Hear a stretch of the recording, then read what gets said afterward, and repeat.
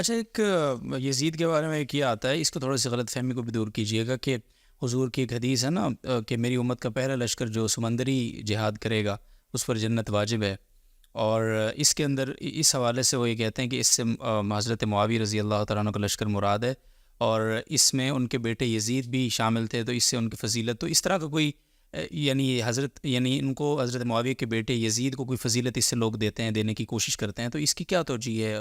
اور کیا یہ حدیث میں کوئی اور یزید مراد ہے، یہ کیا ہے کوئی ایسی؟ یہ جو اس پر اہل تحقیق نے بات کی ہے اور جو بہت سارے توجیہات ہیں، اس میں سے جو معقول توجیہات ہیں نا وہ دو ہیں۔ جی ایک تو یہ ہے کہ حدیث کے جو الفاظ ہیں اس میں اول جیش من امتی، جی کہ جو بلد روم قسطنطنیہ پر پہلا جو لشکر ہوگا اور لشکر کشی ہوگی اس کے جتنے بھی شرکاء ہوں گے تو وہ مغفور لہم ہے۔ صحیح ہے۔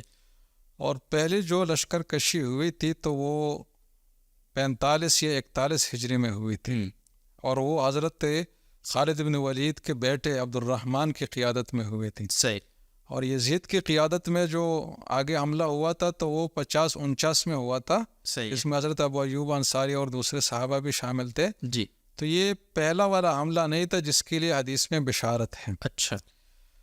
لیکن اگر اس کو تسلیم بھی کر لیا جائے کہ یہ یزید والا یہ حملہ تھا اور وہ اس حدیث کا مصداق ہے، تب بھی حدیث کے الفاظ صرف اتنے ہیں کہ ایسے لوگ مغفور لہم ہیں۔ اب مغفور لہو کا مطلب یہ ہے کہ اب تک جو کچھ اس سے غلطیاں ہوئی ہے وہ معاف ہے۔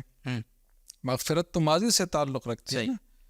میں کہتا ہوں اللہ نے آپ کی مغفرت کر لی تو اس کا مطلب یہی ہے کہ جو کچھ اب تک ہوا ہے اس کی مغفرت ہو گئی۔ صحیح۔ تو اس حدیث میں ماضی کے حوالے سے بشارت تھی ان لوگوں کے لیے کہ جو بھی گناہ ان سے سنگین جرائم بھی ہوئے ہوں گے لیکن اس غزوے کی برکت سے وہ تمام معاف ہوں گے۔ لیکن اس میں مستقبل کی کوئی بات نہیں ہے کہ بعد میں اگر خدا نخواستہ کوئی مرتد ہو جائے تو وہ بھی پھر بھی فضیلت کا حامل ہو، کوئی اتنا بڑا ظلم کرے کہ اہل بیت کے خلاف سازش کرے یا شہید کرے تب بھی وہ اس فضیلت کا حامل ہو، یہ ممکن ہی نہیں ہے۔